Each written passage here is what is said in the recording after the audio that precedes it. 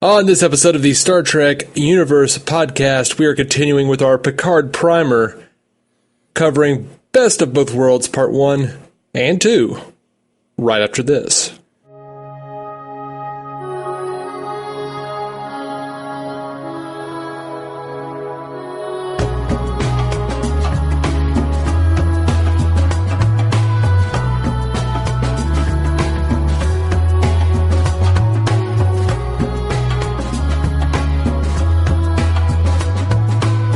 Welcome to Star Trek Universe Podcast. My name's Matthew Carroll. I am David C. Robertson. Hey, buddy. How are you tonight? Hey, man. I'm all right. Good. Me too. I went to see a horror movie, so I'm in a bit of a weird mood. You know, what horror movie? Countdown?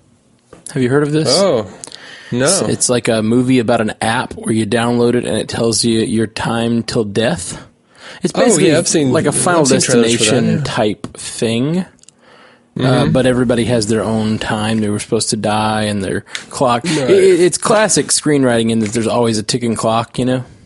Mm-hmm. And it had some interesting twists and turns, and I enjoyed it. Well, cool, man. Pretty predictable, but, you know, it's a horror movie. What do you want? What do you want, Dave? That's weird that you're talking about that you mentioned Final Destination. My sister-in-law's in town, and the day that she was supposed to come in, like her flight kept getting delayed, and they kept finding something wrong with the plane, and then going to a different plane, and then there's something wrong with that plane, and then going to a different plane. Oh no! There's like constant stuff like that. And the tack they took was like, oh man, God really needs you here. And I was like, or you've cheated death and it's a Final Destination situation. Stop trying to freak out your sister-in-law. Like, don't be driving behind a truck with any logs, Christy. Mm-hmm. That actually happened in this movie too, which I felt like was a homage. Oh no! Well, it wasn't. No, they weren't driving behind a truck. It's just a tree limb went through a truck or whatever. Okay. Anyway, let's get into Best of Both Worlds. Okay, cool. This episode surprised me. How did it surprise you, Matt?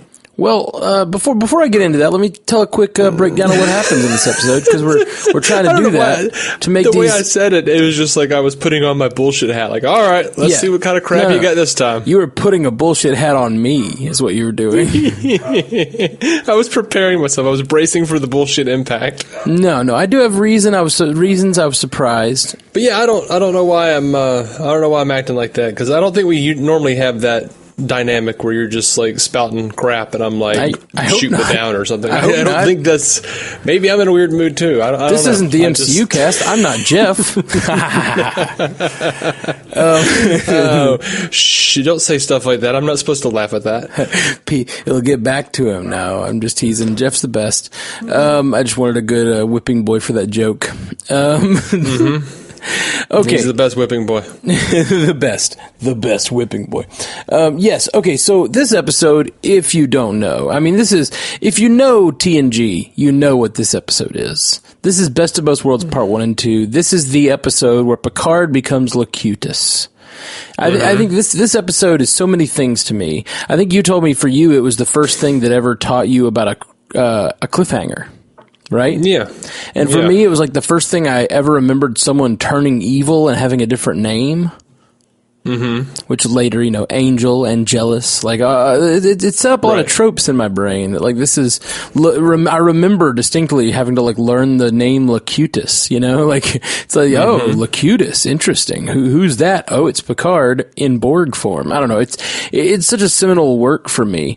But the plot of this episode is the Borg finally reach Federation space. They destroy a colony and the Enterprise, responds and is then attacked by the Borg. The Borg show a special interest in Captain Picard from the very beginning. They say they want them to surrender Captain Picard, and then they kidnap him with their transporter technology. And by the end of that first episode, it comes on screen that Picard has been taken by the Borg and transformed into a Borg named Locutus. They lots of shenanigans go. They go back and forth between the ships, different incursion parties, but the Borg ship continues on its course while the Enterprise has been disabled. And they have the Battle of Wolf 359, which I was interested in the fact that, like, the Battle of Wolf 359 was very underwhelming in this episode.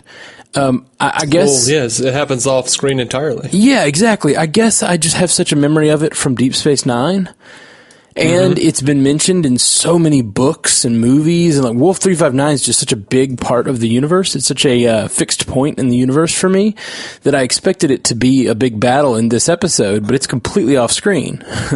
Yep. So, they have the Battle of Wolf 359, they destroy a bunch of Federation ships, and then they're headed to Sector 001, also known as Earth, and they figure out that they can use Locutus, or Picard, to communicate with... First they kidnap Picard back. Locutus says it is a tactical mistake to have taken him. He's a useless pawn or whatever, but they use him to communicate back to the Borg and put them all to sleep, which allows them to defeat the Borg. Right as they're about to take Earth, I guess. The thing that surprised me more than anything about this episode is this is not a Picard episode. I would say the first, I don't know, fourth or a little more is a Picard episode, and it transitions to a Riker episode pretty quickly. I would disagree with that assessment just because, like, from the very beginning of this episode, yeah, Picard's in it, he's awake, but, like, it's still about Riker. Like, there's more conversations, even in the first quarter, about Riker becoming a captain, and he keeps talking about how maybe he's scared of the big chair, and this new, I forget her name, you might know it. Shelby, yes, that's right. Lieutenant Shelby wants to be Commander Shelby, and she wants to take over for Riker on the Enterprise, and she says she's in his way. Like, almost everything in the first part of this episode is an interplay between Shelby and Riker, and how she is the new hotness and he's the old shit, and he needs to step down and let her do her thing. And then, you know, he ends up stepping up as captain once Picard has been taken away. And then the entire episode is pretty much a Riker episode. I feel like Picard's in the first quarter, but this episode isn't about him. Well, you know, there's the whole bit where he's touring the ship before, you know, the oncoming battle. That's true. He has that whole conversation with Guinan, wondering if, you know, whoever that was, when he saw the Visigoths knew that Rome was about to fall, etc. Like, he had some really good stuff, right? And I think it was important stuff, but yeah, there was a lot of Riker here. Yeah, I mean, and I think, I know for a fact, the next episode is Family, which is about Picard and the effects, the kind of fallout this episode is going to have. But I feel like for the Picard series, you know, we keep talking about what does this episode tell us about Picard? And the events of this episode are important. Obviously, especially seeing what we've seen about the new series and what it's going to be about. It seems, with as much Borg stuff is in there, but the actual characterization of Picard isn't really enhanced as much by this episode. It's more about Riker, which I found incredibly interesting. And what is most interesting is if I were to watch this episode, this two-parter, I would assume Riker is gone. Wouldn't you? No, actually. Really? The way that the fandom handled this episode, and I don't know how true it is, just looking into it here, but a lot of the fandom actually looked at it and thought Patrick Stewart's contract might be up. And he's haggling for more money, and they very well may replace him with Riker and have Shelby step up as commander.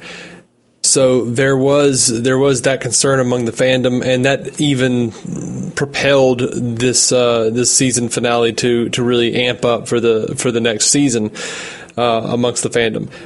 I remember not knowing what they were gonna do with it. Like, I was, you know, I had already seen little retrospectives and stuff about different television series. I'd already seen, that season 4 ender on MASH, where I think it was season 4, where Colonel Blake is sent home, but his plane is shot down. And the last thing we see is radar come in and inform everyone that his plane got shot down and there were no survivors. So I was very cognizant of the fact that main cast members can sometimes die if something happens. Sure. I just, I mean, yes, I would have thought that at the end of episode part 1. I'm talking about the end of episode part 2.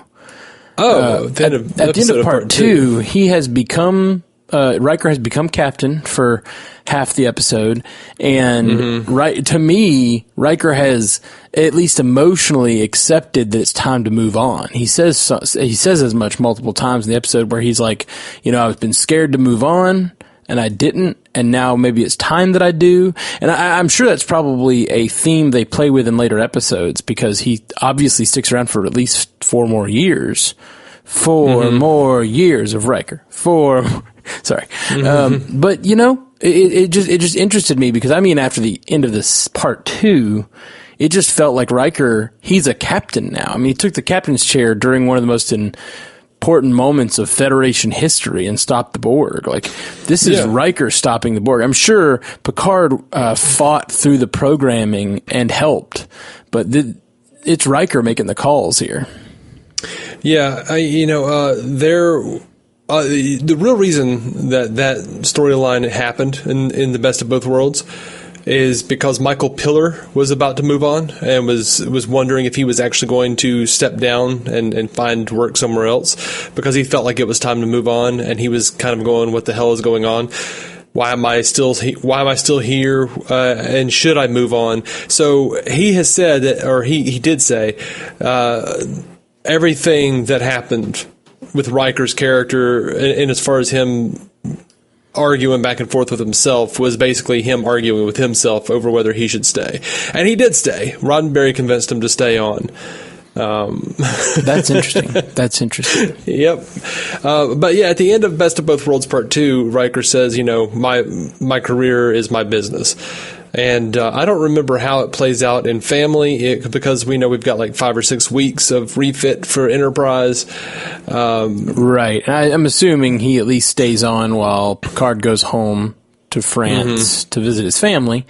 He's at least going to stay on through that, and it's just a matter of what happens after that. What convinces Riker to stay? And I'm sure I'll watch it soon. I think the most telling bit about how or why Riker stays is the same thing that Michael Piller told himself when Troy says to Riker, "This is the happiest I've ever seen you." It's an interesting part of his character, and it's an interesting question, that ambition versus happiness is what he's struggling with, because I think he is very happy in his role where he is. He loves working under the captain. He's comfortable, as he says in the episode, but he's not reaching his full potential. We see him in his full potential in this episode, I think. And he's a good captain. Yeah, and I was thinking about it watching this episode. Would I watch a Next Generation, or would I be happy with a Next Generation where Riker has become the captain? And I think I could have been okay with that. Yeah, I think I could have. Yeah. But, I think this episode also does a really good job of, showing the dynamic between the father-son dynamic between Riker and Picard. The son who's sort of dependent on the father and has to basically take him down. You know what I mean? Like, it's a really cool through line for those two. And I think it'll probably come up in Star Trek Picard. Oh yeah, I think so for sure. I think his relationship with his career versus his happiness. Now he's sitting on a farm. I can't imagine. I can imagine if a different world where he ended up as an admiral and did a lot more with his career, but it looks like he gave up on all that and went and lived on a farm with Troy, and probably had some kids. I think in the trailer we hear them talk about their kids. Yeah, well, he's old enough. He could have retired, man. Well, sure, but we've also seen people of his age as admirals, and I could absolutely see him still doing that if he'd chosen that path, but that's not the path he chose. I would like to see them cover that in the new show. I do think that'd be really interesting. And that's my main surprise of this episode is really it's way more of a Riker episode than it is a Picard episode, which I think is still important for the series we're about to watch. And the events are obviously incredibly important.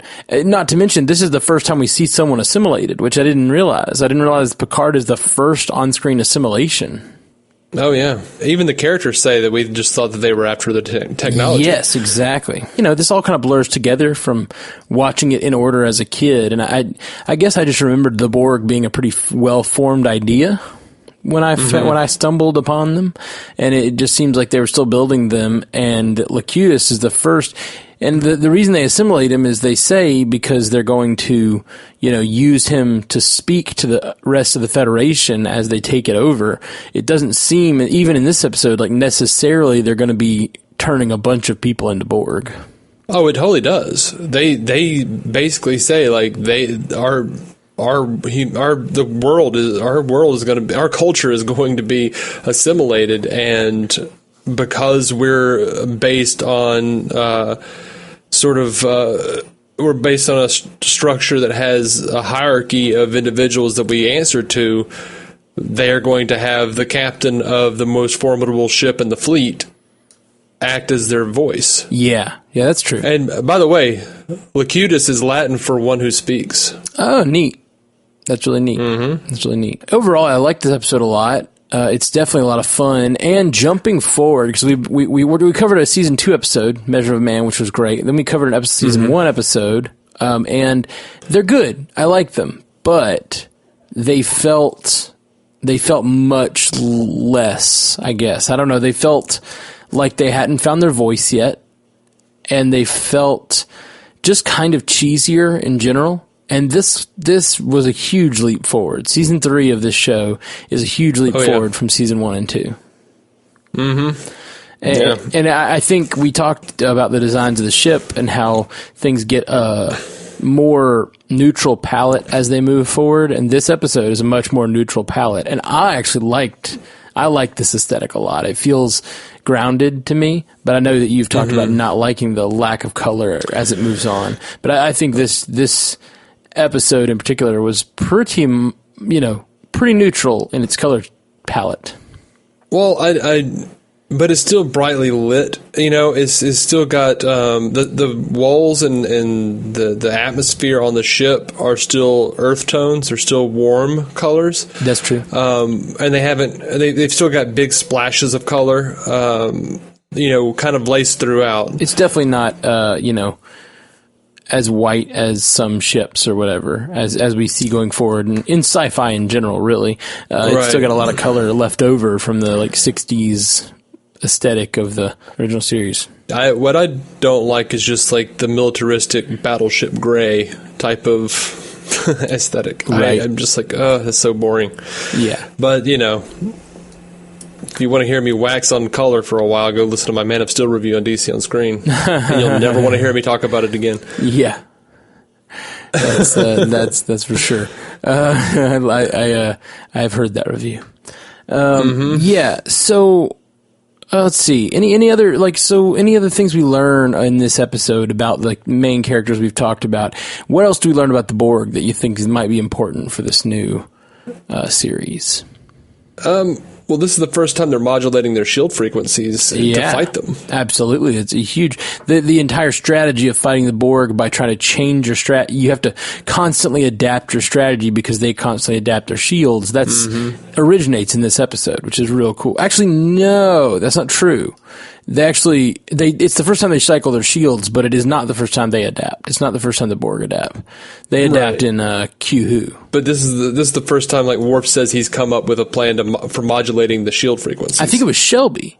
Right? I thought it was Worf. Oh, I think it was Shelby because she's the expert on the Borg. I think she comes up with most of these tactics for fighting them, which was cool. I thought two things. If this had been a different universe, I honestly can see a show where Riker becomes captain and Shelby becomes his first officer, and they just move forward. And maybe even Picard becomes Locutus and is now the voice of the Borg, and we see him once a season when the Borg attack. Like, I can see that universe existing. But an alternate universe, since I knew I knew how things move forward past now, I was for sure Shelby was going to die. Oh, and I guess she may have more to do. She may have more episodes. I don't know.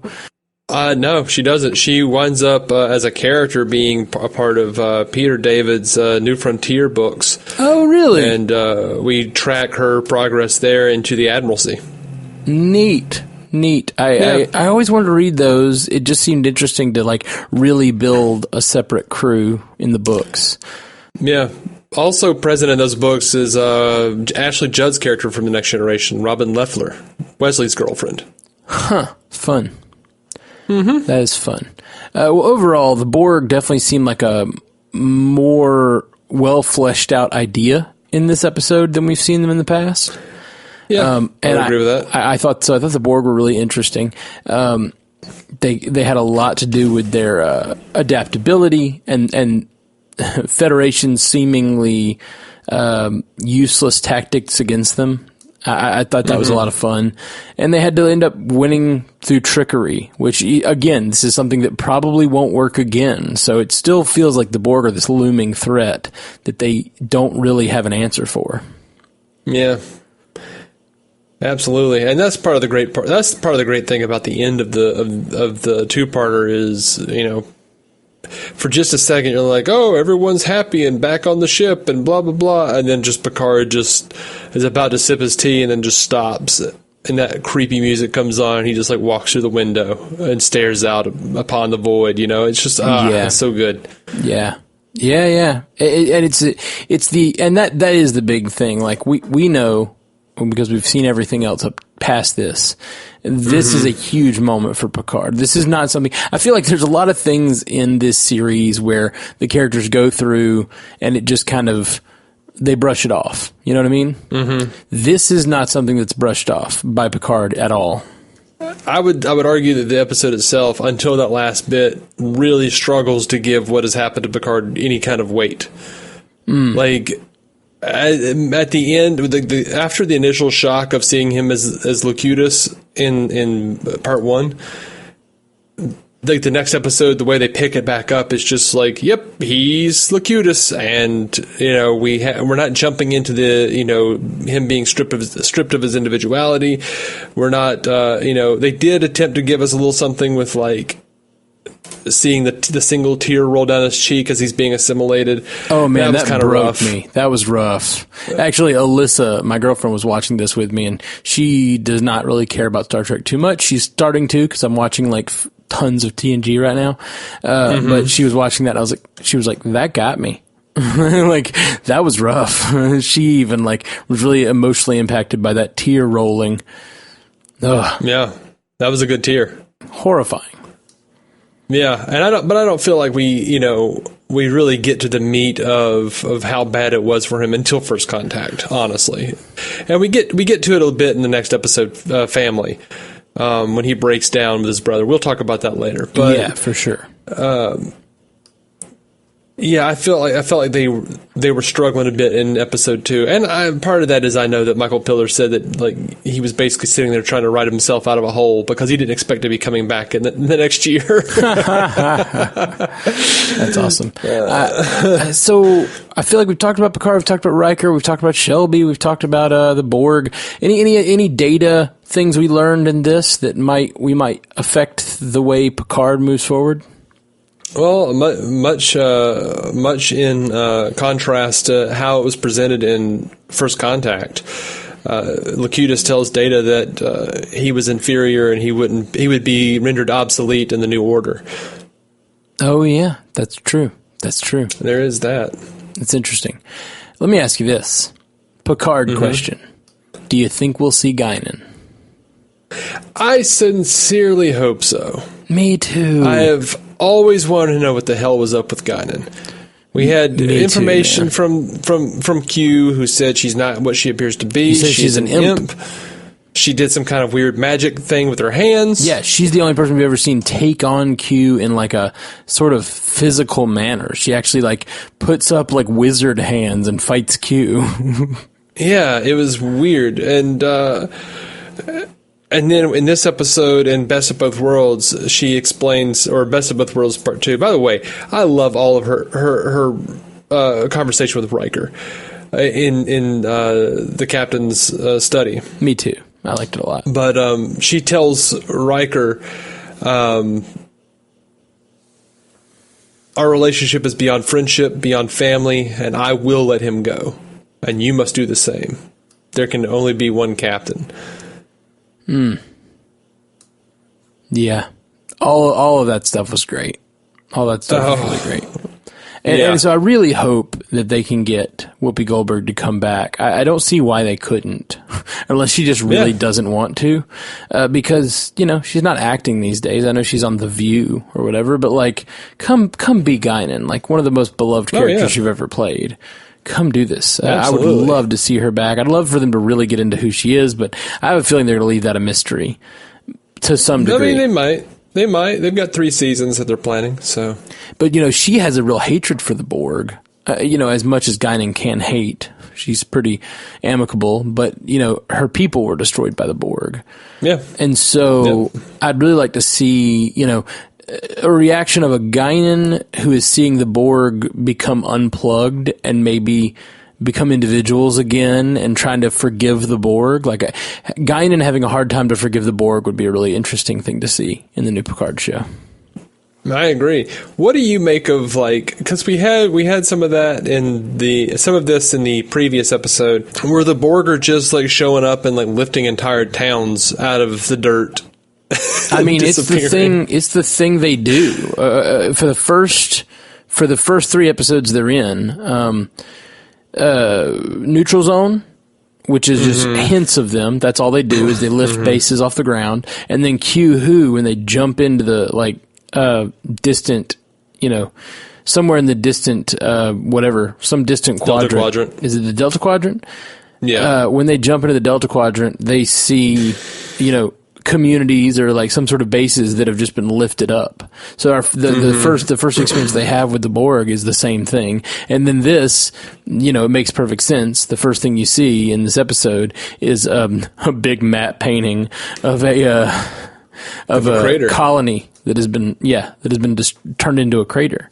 So that's just how they work. That's what they do. They like attach a tractor beam to an entire colony and rip it out of the ground. That's how they assimilate, as far as we know. Now, I don't think we ever see that again. Well, I also don't think we've ever seen an actual like planet be assimilated or whatever. Like, that's a good point. Every time we've seen them ever since, it was just them taking over ships. As far as I remember. But I think the whole lifting colonies off the ground becomes a little bit. I think this episode gives the Borg their reputation for what they actually do, and then they kind of change their game plan for what the Borg really do after this episode. Yeah. And I think this is the first Borg episode, the first really fully cooked Borg episode. Yeah. So you think the Borg, you know, change their strategy as they are wont to do? Well, I mean, sure, that can be the headcanon. As far as I can tell, the Federation is the only people who's ever beaten them. Possibly. I mean, species 8759 or whatever it was. Oh, yeah. In Voyager. 4872, I think. 4872, thank you. I could not remember that 4-digit number. Or maybe it was 8472. Yeah, I don't remember. I want to say it started with an 8, but I really don't know. It's just a wild guess, if I'm being honest. Yeah, it was 8472. But I think they were relatively new to the Borg even then. Sure, absolutely. Or it was like, oh no, we found somebody who's effing us up pretty bad, y'all. Beep, beep, boop, boop. I'm looking forward to rewatching some of that too. It's been a long time. Okay. Now, anything else? You got any quotes you wanted to throw out? I think I've said most of the quotes that I was really impressed by. Well, then you got any trivia? I do have a lot of trivia. What's your favorite trivia here? They were already talking about doing the Queen Bee idea at this point. Interesting. Michael Piller completely resisted it. He says, "To me, there was something special and frightening about the Borg that their lack of character brought. For a show that dwells and specializes in character to be challenged and possibly destroyed by a characterless villain seemed to me to be a special kind of threat. But when we started talking about the cliffhanger and the Borg, we really did talk about who was going to be the Queen Bee." And then they went, "I've got it, Picard will be the Queen Bee." Yeah, that's pretty cool. Yeah, I often wondered about that, and it seemed like Picard is sort of a proto-queen. Mm-hmm. Makes sense. At one point in the script, Picard and Data were going to be combined as one Borg unit. Oh, weird. That's a weird idea. I dig it, though. And Michael Piller said, "Someone said they should do this, and we didn't have a good answer, or why would they do this? And we didn't have a good answer, so we dropped that idea." That's a good thing. Yep. I talked about that. I usually kind of weave in some of this trivia through our discussion. Sure. We always like to have a moment at the end to give you any opportunity. You didn't get to weave anything in. Cool. So, Assistant Director Chip Chalmers, he said that... What a name. Yeah, I know. He says, "I remember the moment when Patrick Stewart, dressed in a Borg outfit, first walks up to the view screen and says, 'I am Locutus of Borg.' He came on the set, everybody was wowed with what they had done to Patrick, and we got everyone settled down and did one rehearsal. All he had to do was walk up to the camera. He did so, and he towered over everyone. It was just so creepy and so spooky. And he said, 'I am Locutus of Borg. Have you considered buying a Pontiac?'"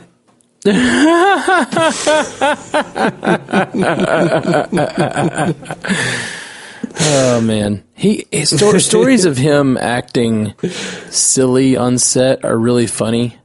On the Nerdist podcast, they talked a few times about the fact that apparently he would make sort of hitting on Wesley jokes in off takes. Because I don't know if you know that Chris Hardwick, who hosts the Nerdist podcast, was college roommates with Will Wheaton. Wheaton, thanks. Yeah, and so like he had Will Wheaton and Patrick Stewart on at the same time one time, and like they were picking on Patrick about how he used to, like, you know, on those off takes where they're doing rehearsals and shit, like Patrick Stewart would like make weird passes at Wesley Crusher. Yeah, that's hilarious. That's real weird and real funny. And would get you canceled these days, probably.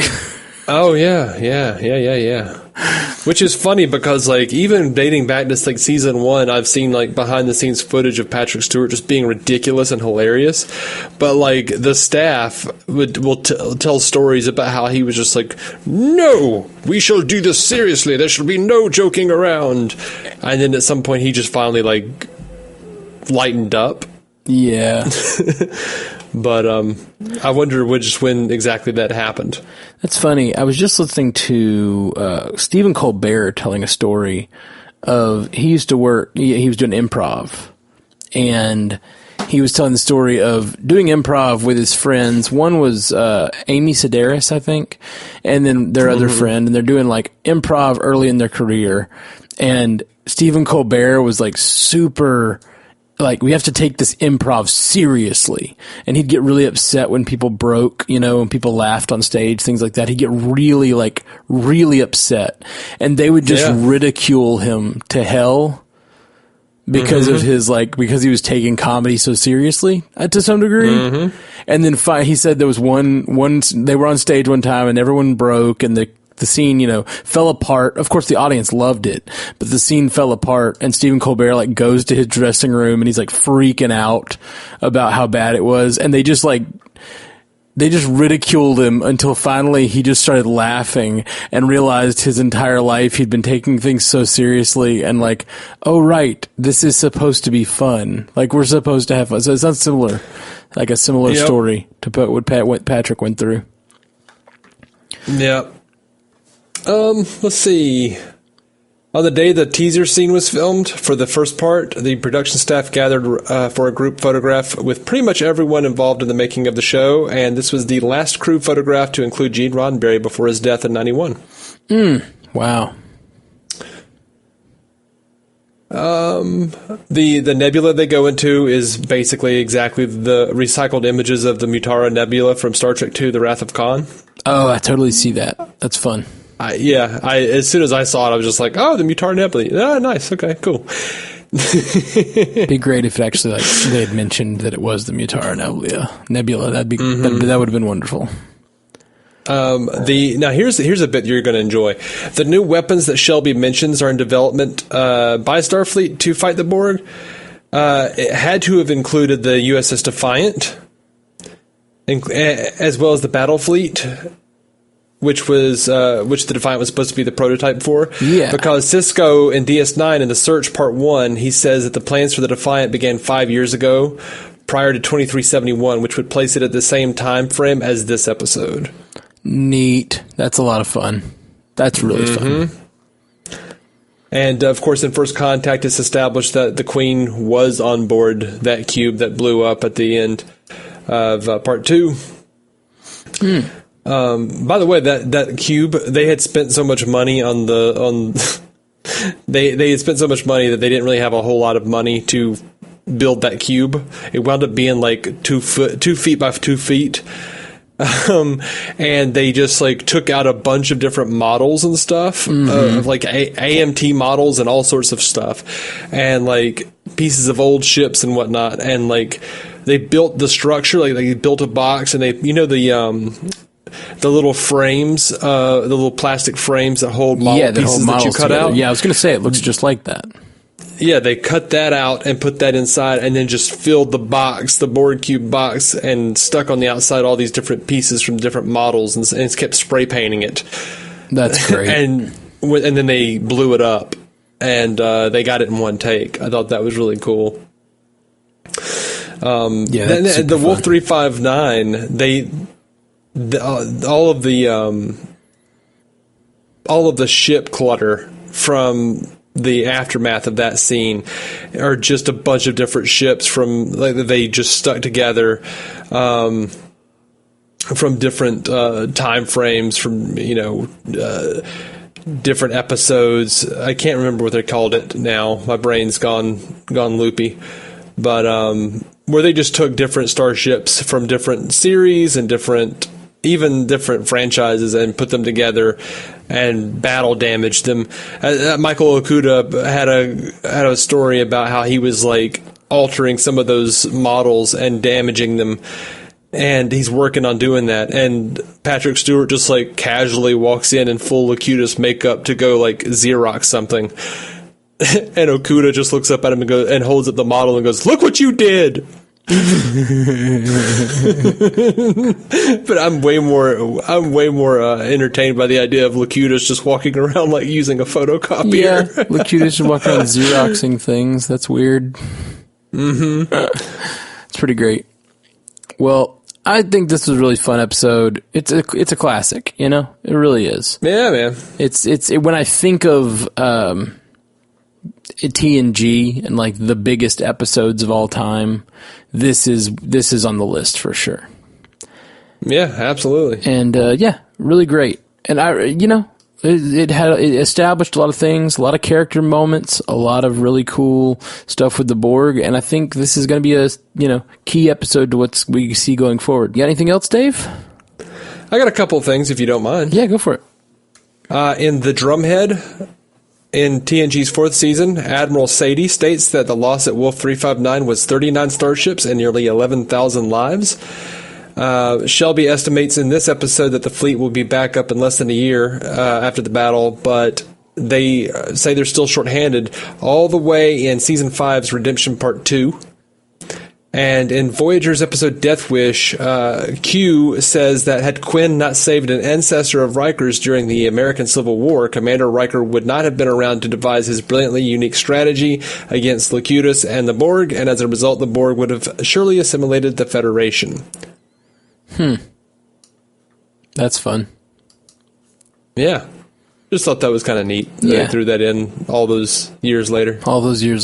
Yeah, I love it. It's one thing when you have an episode like this that's so seminal to the whole thing that it is legend to the characters in universe now. Mm-hmm. You know? I can't, it does kind of annoy me that he stays first officer after this because he really proves himself in command. It doesn't matter, though. He knows he can do it, and that's no longer his issue. His issue is that he wants to stay because he loves the Enterprise. Sure. There's no experience. It's just like what Shelby asked him, is it true that, this serving on the ship is as extraordinary as I've heard? And he's like, oh, absolutely. They're on a deep space mission, a continuing deep space exploration mission. They come across stuff that most ships don't ever come across. Back when, the original Enterprise, or the Enterprise A, was on that kind of a mission. When Sulu got his own ship with the Excelsior, all they were doing was cataloging freaking gaseous anomalies. And they said in Star Trek 6 they've been doing that for a year. Yeah. No, I get it. And I do understand that it's, a different thing, but it's still... I think it was a year. Still, I just feel like, he has he not only does he deserve to step up, but I feel like he's kind of wasting his talents as a first officer at this point.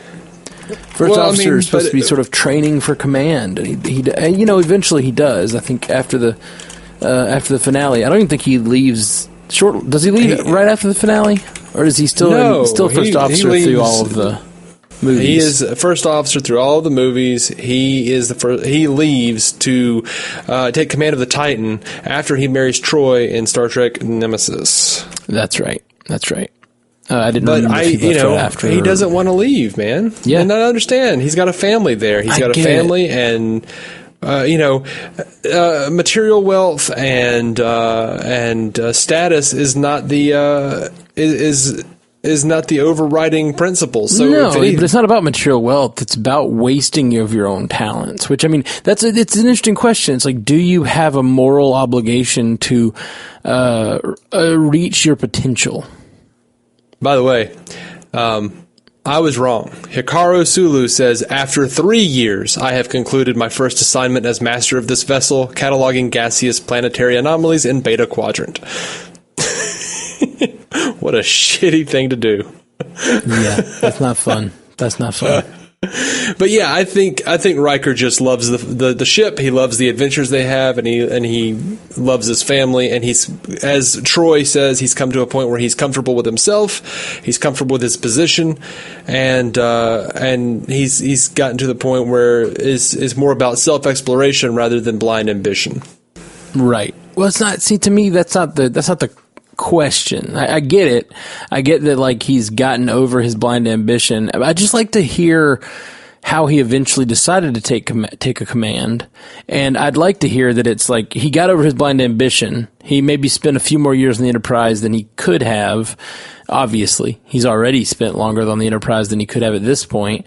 But then he finally realized he was kind of wasting his potential because, ships need captains, especially after, they need a whole new fleet. They need experienced commanding officers, and he's kind of still living under Picard's skirts. I don't mean then that in a, he's not fulfilling his potential of material wealth or status. I mean he's not serving the best way he could, is what I mean. I don't think he feels that way, though. When you look at Generations, and he says, after the Enterprise D is crashed, he says, I always thought I'd get a chance to command it. Purportedly, one would think, more than just a field commission, since he did command it a few times. But I think he didn't want to settle. He didn't want to settle for the Melbourne. He wanted the Enterprise. Yeah, which that was a poignant moment in this episode when the Melbourne has been destroyed, and he realizes a survivor's guilt crosses his face. A really great moment. Yeah, and he didn't want the Melbourne. He didn't want these other inferior ships. He wanted this crew, this family, this ship. Yeah. I think that's his motivation. Yeah, I hear you. And it sounds like he never gets it. Which, obviously never gets the D. Never gets the E. He gets the consolation prize of Troy. Consolation prize. Or a consolation prize. Oh, no. I think that's all I got on this. You got anything else, Dave? Nah, I'm good. All right, guys. Well, we'll be back with you very soon with our next episode, which is going to be Family. Season 4, Episode 2. The next episode after this one, it's going to be about Picard. This is going to be where we really find out what's going on in Picard's brain. You know, like really find out what's going on behind the scenes of Picard's character. So I'm excited about that. We'll be back soon. Peace. Live long and prosper. To reach out to us, hit us up at StarTrekUcast.com, at Star Trek Ucast on Twitter, or search for the Star Trek Universe Podcast on Instagram or Facebook. And if you want to hear more from David C. Robertson, search for the DC On Screen podcast in your podcast app now, or go to maladjusted.tv for his comedy sketches. If you want to hear more from me, Matthew Carroll, search for the Marvel Cinematic Universe podcast or the Orville Universe podcast in your podcast app, or check out my music. Just search for Matthew Carroll wherever you listen to music.